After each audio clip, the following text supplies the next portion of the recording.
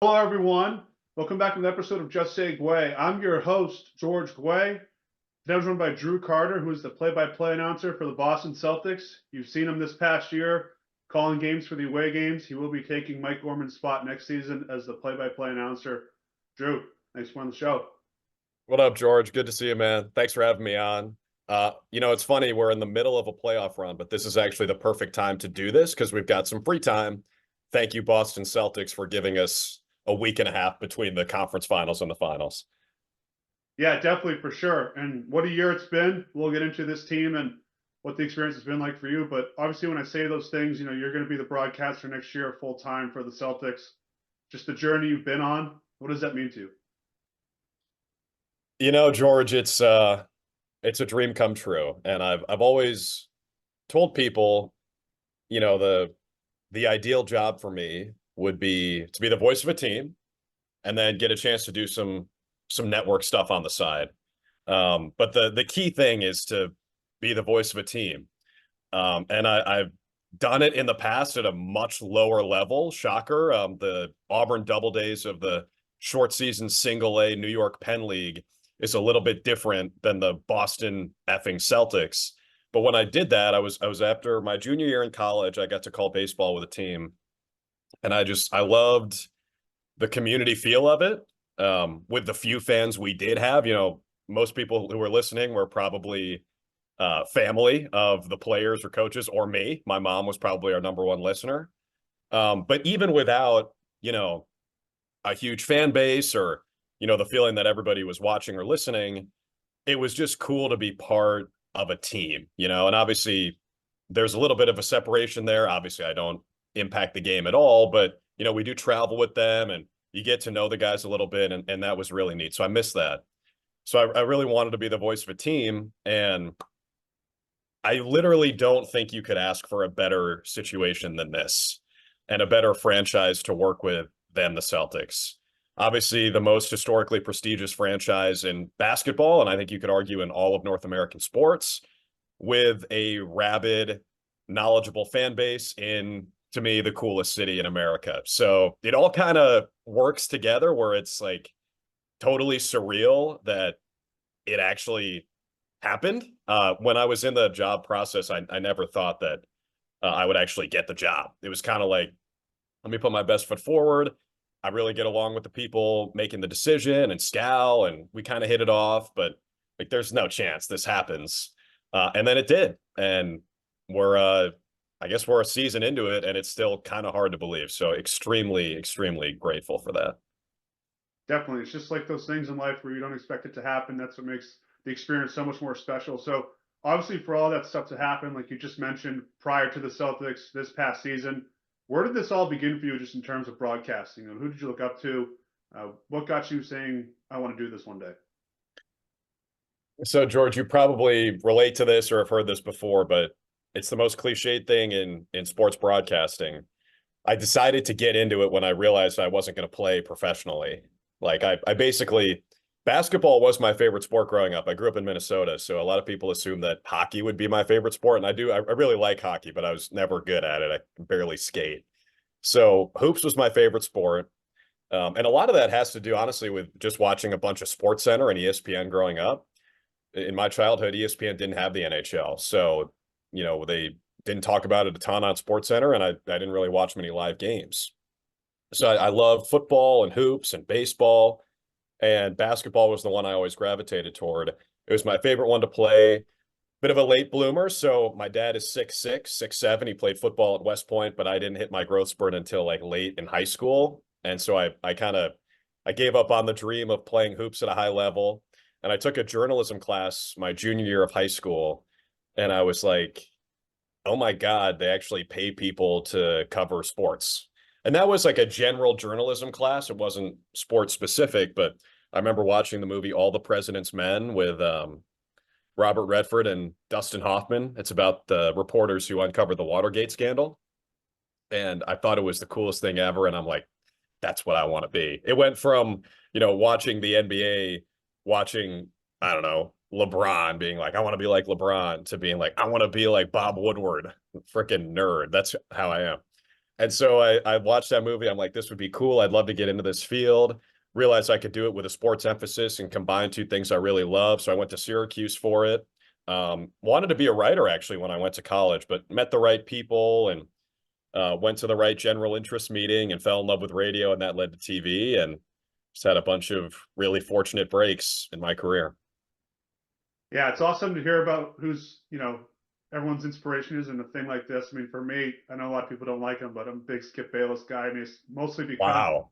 I'm not a LeBron guy at all. I never have been. Yeah. And, we kind of relate to that. It brings us together. So we all got to be inspired somewhere. So just take me through going to Syracuse, because it is the best school to study broadcast journalism and to get into the field that you're in. I was lucky enough to even go check out the school on my way to Toronto this year. For someone like me who wants to, get into sports media, I had to see it, and I was just so taken back. What was the experience of just being a student there? Yeah, so I had the same experience you did when I was touring schools. So my spring break of junior year, after I decided journalism was going to be what I pursued, my parents and I took an East Coast trip on spring break, and we looked at a bunch of different schools, including BU, which probably would have been my second or third choice. There's a good chance I would have ended up there if I didn't go to Syracuse, assuming I would have gotten in, which is not a safe assumption. I was not a great student in high school. The fact that I got into Syracuse is still a miracle, and I still don't know how it happened. It's kind of like the Celtics job.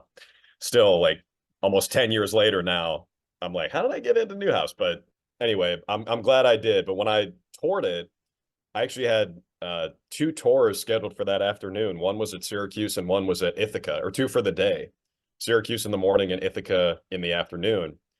And I remember falling in love with Syracuse right away. It was a beautiful day. That's how they get you. They do the tours on spring break when the weather, it's like one of the 5 days of the year, the weather is nice in Syracuse. I'm like, this place is incredible. I'd love to go here. And then what sealed it for me, George, is when we went down to the first floor of Newhouse, which is the communication school, and they've got all these photos and awards, and you see Bob Costas and Dick Stockton and Marv Albert and Mike Tirico and Ian Eagle, and the list goes on. It's like, what is in the water here where all these guys come out of Syracuse? I gotta get a taste. So I applied early, which basically means if you get accepted, you're going. And so that's what happened. And that was again, kind of a surprise, but one of the biggest breaks of my life is getting into Syracuse, because once you're there, I think what makes Syracuse special for this stuff is it's not necessarily the classes, it's the opportunities you get outside the classroom. And it's not just like you get thrown in and say, hey, go call a game, your freshman football season, and we'll see how you do. It's a pretty, I would say regimented process to get cleared on the air, where, the upperclassmen look at your stuff, you get feedback from alumni, and you really don't go on the air until you're at least somewhat ready. And you practice a lot before you get to do that. And so I didn't even, like I said, I wanted to be a writer when I got there. And even when I kind of pivoted to the radio stuff, I didn't think I would ever do play-by-play. But, and this is another thing that makes Syracuse great, is the alumni support you and kind of push you in the right direction. So there's this guy named Jason Benetti who is the voice of the Detroit Tigers now, used to be with the Chicago White Sox, ESPN, now Fox. For my money, is the best play-by-play guy in the business. I got in touch with him my freshman year, and I said, hey, man, I don't know if play-by-play is my thing. I feel like my brain doesn't move fast enough. I don't know if I have the right voice for it. And he was like, just try it. So I went into a study room in my freshman year dorm, Sadler Hall, and I opened up my MacBook, hit GarageBand, found a bootleg stream of an old NBA game. I think it was like Warriors Thunder, maybe, from that season. And I just did the play-by-play like I was on the radio. And George, it sucked. It's probably the worst thing ever put on a recording ever. And it was in a studio. It was so bad. I had no idea what I was doing, but I sent it to Jason and he gave me some notes, and he didn't shred me like he could have. He gave me some pretty constructive notes and I applied them the next time. And then we did that probably every week for the entire time I was in school. And that basically showed me, hey, look, you can do this. And by the time you get clear to go on the air and call a game, you'll be ready. So I think that's kind of what sets Syracuse apart. And I got a chance to do a bunch of really cool stuff when I was there. So again, very grateful. Yeah, everyone would be so lucky if they had alumni that reached out to them, like the experience that you had. And I did notice that at the school for Newhouse is that they did demonstrate how the alumni that came through the school on the walls and in pictures and stuff. And I think every school should do that because it just shows Yeah. they all start in the same spot that you did or going to if you're an incoming student. And just what a place to become a broadcaster. So just take me through what this past season was like, being able to call your first game and just, getting that confidence going forward that, you can be the guy to be the broadcaster for the Boston Celtics. Yeah, it's kind of cool because, what I just talked about not knowing if I could do play by play, not believing in myself, like a little imposter syndrome. There's definitely some of that with the Celtics job. And I would say there still is, like thinking about the guy I'm trying to follow here, Mike Gorman, and thinking about the legacy of the Celtics announcer.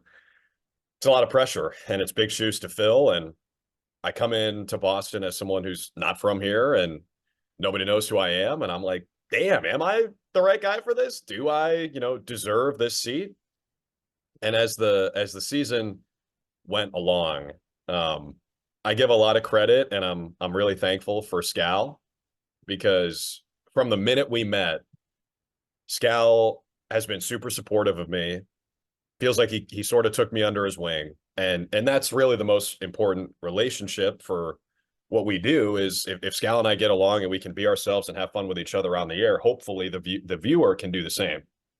And so, anytime I would get bummed out about something, like if someone said something nasty about social media or on the local radio or whatever, I'd be like, man, this sucks. Like I've never been through this before. Maybe I suck.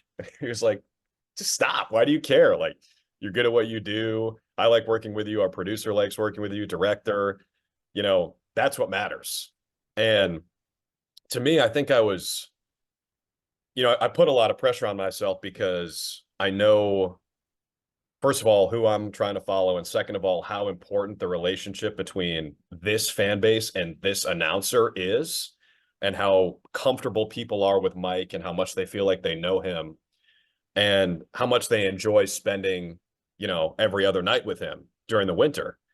And so to me, it's like, I just want the fans to feel comfortable listening to us, and feel like they're not missing anything and like their experience watching and listening to their favorite team hasn't been disrupted. I want them to have fun with us watching the Celtics. So that's why it was a little bit daunting, but truly with every game, it got a little bit better and I felt more confident. I felt more comfortable being myself. Never wanted to, be Mike or do a Mike impression. All I wanted to do was just be myself and hopefully people will enjoy that. Yeah, that's definitely the right mindset to have. I can only imagine how challenging it must be to try and fill the shoes of someone like Mike Gorman, who's been here for so long. And I can't imagine what it's like to have people on sports radio talk about you. Those guys, they try and cling on to anything, whether it's Jason Tatum or the locker room attendant, any scrutiny they can have, they'll get going with it. George, that's the one downside of the team being so good. It's like you got nothing to complain about. Okay, let's kvetch about the new announcer, which is fine. Like I get it and put my big boy pants on and deal with it. But it is definitely new for me. Yeah, that's just part of being in Boston. So Yeah. sticking through this playoff run, I don't think we expected to go through the Eastern Conference the way we did. Obviously, there were injuries along the way, but we can only control what we can control. A sweep, 2 5-game series. What's it been like watching this? I think pretty early in the season, I realized that the Celtics don't reach this point, it'd be a surprise and a disappointment. You are spot on, George, when you say you beat the teams in front of you. That's all you can ask a team to do. And I know there's a lot of discourse about, it's the easiest road ever, whatever. Everybody, their best players are injured. That is true that the 3 teams we've played have been missing their best players for a certain chunk of time. But these are still the NBA playoffs and you're still playing good teams. And the Celtics are 12-2 in the postseason. I mean, they haven't lost more than 1 game in a series. They enter the finals with 20 losses all year, which is pretty rarefied air. So I am not shocked by how dominant they've been in the playoffs. And it kind of feels like business as usual for them, going from a really dominant regular season into the postseason. And in some ways, it hasn't even really felt like the playoffs at different times, like it sort of feels like we better win this game. And if we don't, it'll be the sky is falling. But if we do, like, all right, we expected this. And I think that's going to change in the finals. I do think the Celtics will be favored against either Dallas or Minnesota. But, to me, this Celtics team is built perfectly. They mesh perfectly. I really think, and maybe I'm just biased because I like everybody who travels with the team, but to me, they really seem like they get along and they're very focused on the end goal. So yeah, at this point, I think it is title or bust, but that's what they signed up for, and they don't shy away from that, which I appreciate. Yeah, you make such a good point about the team chemistry. It seems like when people really critique the team, it's not about, whose team it is or things like that, or the problems you face with other teams in covering them. It's more so just the idea if they're winning or losing. Just what was it like for you, as the team broadcaster, seeing them win so many close games this year? I know it's your first year, but you're a big basketball fan. And you know how this team works. I'm sure you've heard Scal or Forsberg or Tom Giles say these are games that the team loses last year, and they've really turned the page. I mean, how's that been seeing that? Yeah, it's funny. I if I had a dime for every time I heard that, and my perspective is, it's my first year around the team, so but midway through the season, I'm like the cockiest announcer in the NBA. We roll into every arena. I'm like, yeah, we're winning by 30 tonight. This will be easy. And then naturally someone will be like, I don't know, and typically we mess around with games like this. This is a trap game. It's everybody you mentioned. Then it's the fans, the people who work at the Garden. My guy Fran, who's been working for the Celtics for like 55 years and has more bling than anybody. And I'll be like, oh, Fran, this should be an easy win tonight. It was when we were playing the Lakers and they were missing LeBron and Anthony Davis. And I'm like, we're not going to mess around with this. We're going to crush this team. Kind of a bummer that those guys aren't playing, honestly, because it'll be a boring game. He's like, feels like a trap game. I'm like, get out of here, Fran. No way we lose. And then we did. But aside from that game, we played the Clippers once at home and got our doors blown off. This team really doesn't lay eggs. It's an 82 game season, and at this point, it's 82 plus 14. It's 96 games into the season, and I really could count on one hand the amount of times where the Celtics just have not shown up. And I think that's the difference. They really there's an element of playing down to the competition that still exists, but I think ultimately they end up winning those games. And the only reason people freak out about it, because there's a lot of freaking out with the Celtics fan base. I have realized that. There's a lot of scar tissue there. The only reason they freak out is like, look, man, it's an 82 game season. Every team is going to go through this. If you were following any team as closely as you follow the Celtics, you'd realize teams come out and they lose games they should win. They fumble the bag down the stretch. It happens. But I think the Celtics, for the balance of the season, have done pretty much everything you can ask from them. And they've got, a week and a half off before the finals as a result of that. They earn a 1 seed and they earn a relatively easy path through the finals. And now they've earned a spot to be 4 games away from winning a championship. Definitely. And just how rewarding it is for them to get that time off, just especially for Kristaps Porzingis and Al Horford. Those 2 players definitely could use the time off, and we'll see where they're at come finals time. Just how rewarding was it, given the fact that you've watched all season, people say, who's the alpha? Is it Tatum? Is it Brown? It's their night one night. They rotate. It's hard for them to have, the same stats like Luka and Kyrie because they both play pretty much the same position. But in that game 4, they both went off, and this whole narrative of one bailed the other one out, or one guy's the alpha. Clearly, I mean, they were both the alphas that night, and they both sent the team to the NBA Finals. Yeah, I just to the outside stuff about whose team is it, I just say who cares. I think those guys get along really well and well enough to win an NBA championship. And they've been in the finals 2 of the last 3 years. Definitely.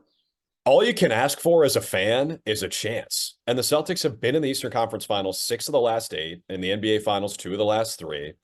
and they had a really good chance to take a 3-1 lead against Golden State a couple years ago. And I know I'm talking about a hypothetical here, but in basketball, just look at the Western Conference Finals, George. Like all those games have been decided by 1 or 2 plays. And even in our series, 3 of the 4 games decided by 1 or 2 plays. JB misses the shot in game 1. Who knows? Drew Holiday doesn't hit the and one or doesn't get the call in game 3. Who knows? It just every game is decided by a few plays. And if a few plays go differently, we could be talking about a team that's already won an NBA championship. And all you can ask for is a chance to be there in those final moments. It's really rare for a team to just dominate on their way to an NBA championship. And the Celtics, they have a chance to be one of the most dominant teams in the playoffs of all time if they do win it all this year. So, there's a lot of noise about the Celtics, and it's, in all honesty, it's a good thing. I'm glad that people talk about our team so much, but I think they're in a really, really good spot. And Jalen and Jason don't have to be best friends for this team to win it all. I think their relationship is good. I laugh when, there's a topic bar on a TV show that shall remain nameless that says, was Jason Tatum not excited enough for Jaylen Brown to win the Eastern Conference Finals MVP? It's like, what are we doing? I mean, damn, you guys are really desperate because we have no basketball for a week because the Celtics swept the Pacers. But I think all that stuff is just noise. I don't think they get caught up in it. And I think that's why they're probably going to win a championship. Yeah, and you make so many good points about that. They don't have to be best friends, but they clearly get along, and they've had their individual accolades. They've gotten their contracts. Tatum's getting his supermax soon. It's about the championship now.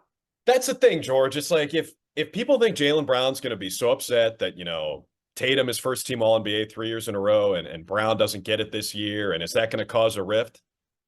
Dude, JB's making $60 million a year. I think he's okay. I think he is really focused on winning, just like the entire team is. Yeah, that's why we have people like Nick Wright to stir up the pot every single day. Oh yeah. Say we're not top 3 team in the league, even though we just swept through the Eastern Conference Finals. Did he say that? Something like that, amongst those lines. I'll have to double check, but there's a lot of people not giving the Celtics enough credit, and they got that 10 days off. Is that something that you're worried about? First of all, the banner is going to be beautiful, whether or not it's authenticated by Nick Wright or anyone in the media. It doesn't matter. Like, there's not going to be an asterisk next to banner 18 because the Celtics played an easy road to get to the NBA Finals. So who cares about that? 10 days off, though, that's a little more real to me. Obviously, the tangible benefit is that it should give Porzingis enough time to get healthy and not feel like he has to rush back. And it's going to be over a month between his last game and game 1 of the NBA Finals. So fingers crossed, hopefully he's okay. He did send out a tweet, I think it was today, Wednesday, where it was in Latvian, but yeah, I did the little translate thing, and he said he'll see us soon, basically. So that's really encouraging. And I think that, anytime we talk about rest versus rust, George, I always lean toward what can we prove? Like, what do we actually know? We know that rest is going to help Porzingis, and we know that Al Horford has had to carry a huge load as the only real 5 on the roster. We don't know, how that's going to affect their concentration. We don't know if they're going to come out and be cold or whatever. All that stuff is pure speculation. But what we know is that it's going to have some benefits. So I lean toward it's a good thing that they have all this time. For sure. And if they get Dallas, what do you think just about the matchup in general? Obviously, Luka and Kyrie have been playing out of their minds. That's what they're to do. But they got some guys on that roster I think they're just playing out of their minds that I don't think will be able to match up with the Celtics star players. What do you think about the matchup going in? Because no one had Dallas going to the NBA Finals. I mean, I don't think the people that root for them had them going to the NBA. I think it's going to be fun, man. I mean, they're a different team since the trade deadline. They're one of the best defensive teams in the NBA. Bringing those guys in, we know about Luka and Kyrie, and especially what they can do down the stretch of close games. I'm a huge fan of watching their 2 centers, and I hope Derek Lively is okay because he's been a treat to me to watch in his rookie season. And what Jason Kidd does playing Gafford and Lively 3-4 minutes each and just keeping them fresh, rotating them almost hockey style, makes them really dangerous, especially if Porzingis isn't 100%. I love the matchup. I think it's spicy. I think it's juicy. You got Kyrie against the Celtics, which always is going to inspire some emotions. And you got KP against the Mavs, which, easy to forget. That was a chapter of his career that I don't think ended very well. So there might be a little bit of bad blood there. So there are a lot of good storylines in this series. I just feel bad for Grant Williams, who's played for both of those teams and now has to watch the finals from Charlotte. Yeah, that's the worst feeling. And like you said, especially going to Charlotte. Obviously, you weren't here during the Kyrie years, but how Thank bad God. it is in Boston.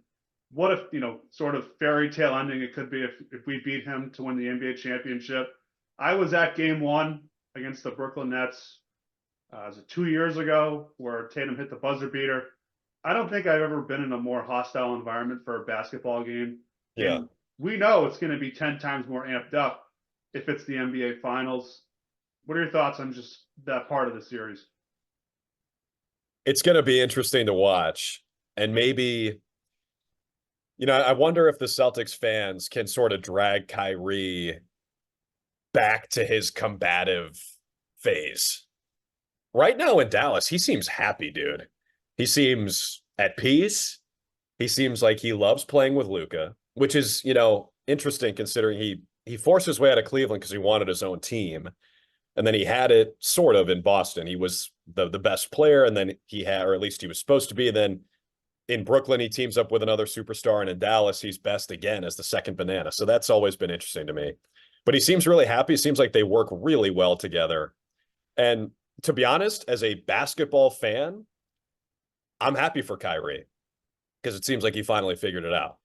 As a Celtics announcer, I would love for him to not win a game in the NBA Finals. That would be terrific, especially after, stepping on lucky. We know that he hasn't won a game against Boston since he did that. I think he's 0-10. And the Celtics fan, dude, Kyrie Irving could win 5 championships, win an MVP. He could do humanitarian work across the world. He could totally reshape his image and become a bona fide Hall of Famer. And in 10 years, he'd come back and still get booed. It doesn't matter because I feel like the Celtics fans have so much animosity toward him, and understandably so, that is going to be a very interesting subplot of this series. Yeah, and the stomping on Lucky thing is not even the part that sticks out to me the most. It's the fact that against LeBron James in Game 7, he was injured. He wasn't even on the sideline for the Boston Celtics. That's the one to me that kind of bugs me the most. But yeah, I mean, he finally figured it out. Sometimes it takes you 5 to 10 tries at it to figure it out, but as long as you figure it out, that's okay.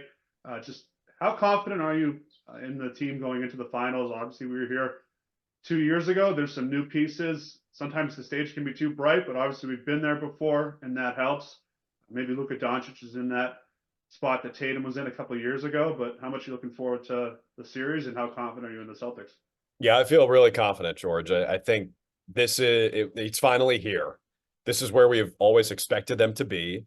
This is what we always hoped they would do. This is what they've been focused on for the entire season. I feel good, man. I really think we have the best team. And that's what I say to everybody. They're like, you think this is the year? I'm like, look, man, we have the best team, and the guys love playing with each other, and they're dialed in. And again, that's all you can ask for. I do think the matchup is maybe not great with Dallas, considering, like I said, those 2 young big men who are super active, considering our lack of depth maybe in the front court, but adding Tillman helps, Cornette's improvement helps, and hopefully getting Porzingis back helps and resting out.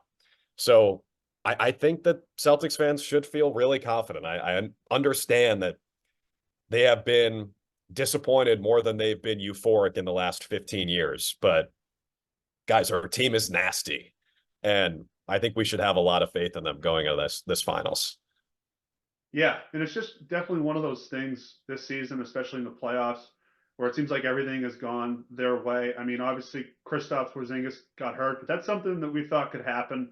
It wasn't really a surprise that it happened. I mean, we hoped he'd play the whole time, but having an injury is not something that we were surprised about. But I do expect the Celtics to, roll through the NBA Finals. We'll see what happens in this Western Conference Finals. Drew, thank you so much for coming on the podcast. We'll stay in touch, and congrats again. Thanks, George. How many games you got for the finals? I'm gonna have to go 5 or 6, and I think Dallas definitely wins one. I don't think we're gonna sweep them, but no, I'm not sure about 5 or 6.